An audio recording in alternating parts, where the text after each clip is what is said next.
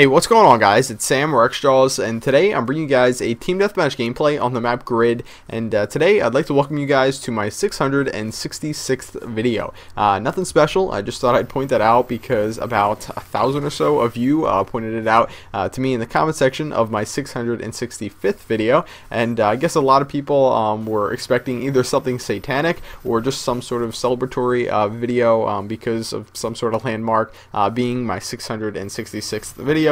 But my response to that is very simply, or one like C9ers, is that, you know, occasionally I'll do special videos for certain landmarks in my channel, but for the most part, if I have like a really epic game or like something really awesome that I want to make a commentary about, I'll just do it. I won't wait for any sort of special time to do it.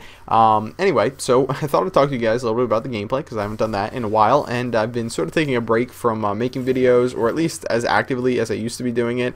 I just kind of slowed down recently, and that's just no particular reason, just because I've been sort of relaxing. I guess being lazy might be a better description of what I've been doing lately. But anyway, one thing that I notice that I do in my game all the time that messes me up, something that is really dumb, is that I often do not differentiate my opening routes in gameplays based on the game mode that I'm playing. And what I mean by that is that if I have a certain way that I like to go on a map, that's the way I like to go on that map when I spawn on that side. It doesn't matter if it's Team Deathmatch, Domination, Search and Destroy. I often don't really think about that, and I just sort of think of what gun am I using and which way am I, or which map am I on, where do I start, and that is a really big problem with the way I play.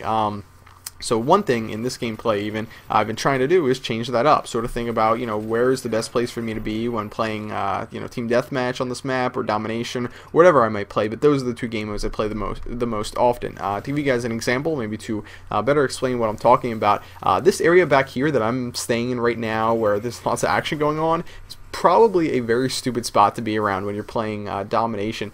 Typically, not only is there not a lot of action going on, but you're also really far away from any of the flags. You don't have immediate access to any of them, whether or not you're defending them or trying to actually capture them. You're not going to be an effective player for your team on this area of the map. Now, I know this isn't my starting route, but I guess a better example might be towards the beginning of this gameplay. I ran into this building that is right here to my right, and if I were playing Domination, I would recommend against that. I would recommend you run towards the B flag and be as much of a help as you can over there. You don't actually need to jump on the flag or anything like that. A common misconception is that if you're not actually on a flag, you're not getting, you know, captures, that you're not helping your team. It's quite the contrary. The best way you can actually help your team is by picking people off on the enemy team who would either be picking your players off or who would be capturing the flag themselves. So that's what I would recommend, heading towards the middle of this map and trying to kill people heading for the B flag or sort of lingering back behind the B flag.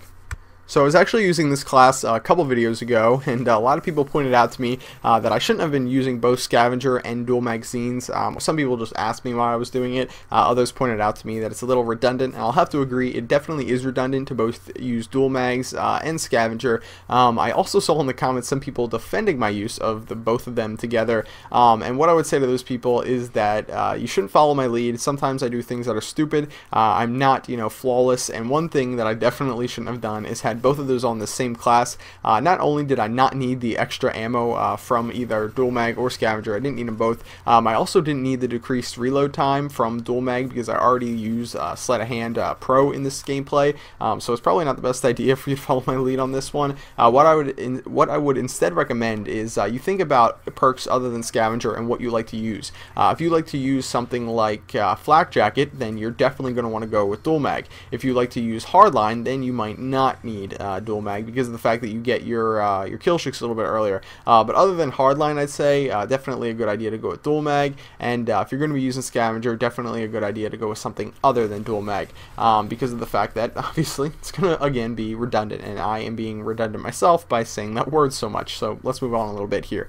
The Commando, not a gun that I use that often. As you guys may or may not have noticed, I've been trying to stay away from the FAMAS and the AK-74U for about a month or two now. I don't know if I've posted posted a video with either of those in quite a while, and I think that's just something that I don't even think about. It's second nature now. If I'm going to get on Call of Duty, if I'm going to play a game, I do not use the FAMAS, I do not use the AK-74U, because those are guns that people do not want to see gameplays from anymore, and I can totally understand that. That's totally cool, but that's just one thing I thought I'd point out to you guys in case you haven't noticed that, because I was actually thinking about that myself today.